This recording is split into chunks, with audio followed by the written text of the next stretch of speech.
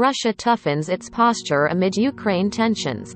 With tens of thousands of Russian troops positioned near Ukraine, the Kremlin has kept the US and its allies guessing about its next moves in the worst security crisis to emerge between Moscow and the West since the Cold War.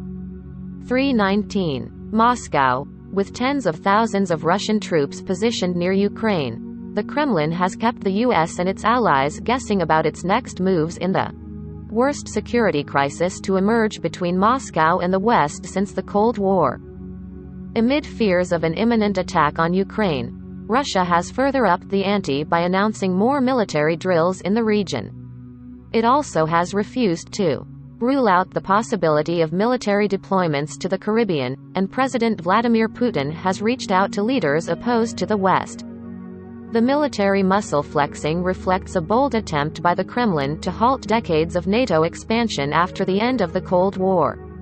In talks with the United States, Russia demands legally binding guarantees that the alliance will not embrace Ukraine and other former Soviet nations, or place weapons there.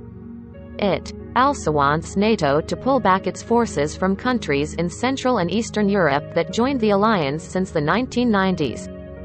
Putin has described NATO membership for Ukraine and the others as well as the alliance's weapons deployments there as a red line for Moscow, warning that he would order unspecified, military technical measures, if the demands aren't met.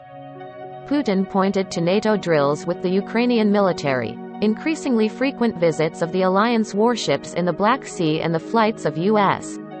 bombers near Crimea to emphasize the urgency of Russia's security demands. He argued that by creating training centers in Ukraine, Western powers can establish a military foothold there even without its joining NATO. "We have nowhere to retreat," Putin said. "They have taken it to the point where we simply must tell them, stop." Russia, which annexed Ukraine's Crimean Peninsula in 2014, has denied it intends to attack its neighbor.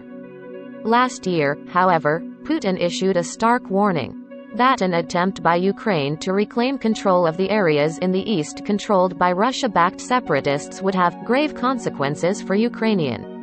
While Ukrainian authorities denied planning such offensive, U.S. intelligence officials concluded that Russia had already deployed operatives to carry out ACTSOF sabotage in the rebel east and blamed them on Ukraine in a false flag operation, to create a pretext for possible invasion. Russia has rejected the claim as total disinformation.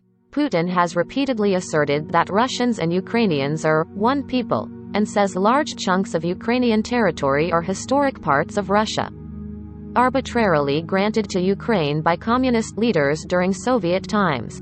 Over 14,000 people have been killed in nearly 8 years of fighting in Ukraine's industrial heartland called the Donbass, where the Moscow-supported insurgency erupted shortly after the annexation of Crimea. A 2015 peace deal brokered by France and Germany helped end large-scale battles, but a political settlement has stalled, and frequent skirmishes have continued along the tense line of contact.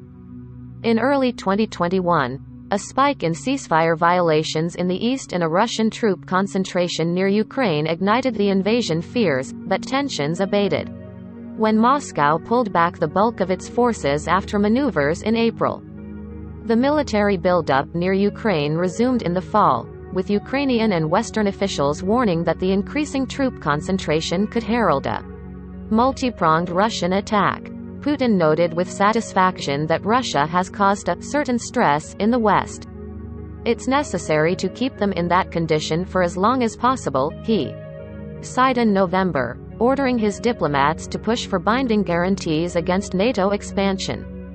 While the U.S. and its allies rejected the Russian demands for a halt to NATO expansion, some observers note that Moscow's insistence on a written reply may reflect an intention to use it as an argument for a possible escalation. At this stage, the parties don't intend to compromise and want to shift responsibility for a potential conflict, said Kirill Rogov, a Moscow-based independent. Adding to an estimated 100,000 troops deployed near Ukraine, Russia also has moved more troops from Siberia and the Far East for joint drills with its ally Belarus, which also borders Ukraine. In those exercises, Russian military units have moved to areas near Belarus' southern border, which is about 75 kilometers, 47 miles, from Kiev. Earlier this week, the Russian Defense Ministry also announced a series of naval maneuvers in the Black Sea and more distant areas such as the Mediterranean, northeastern Atlantic and the Pacific. The exercises that will start this month and last through February would involve over 140 ships, dozens of aircraft and more than 10,000 personnel. Amid the tensions, Putin also worked to strengthen alliances with the countries opposed to the West.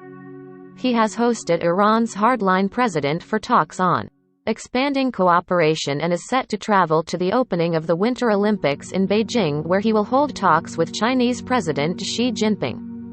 In recent days, Putin also spoke by phone with the leaders of Nicaragua and Venezuela, and a Russian government plane was recently seen cruising between Cuba and Venezuela in a possible harbinger of the next Kremlin moves.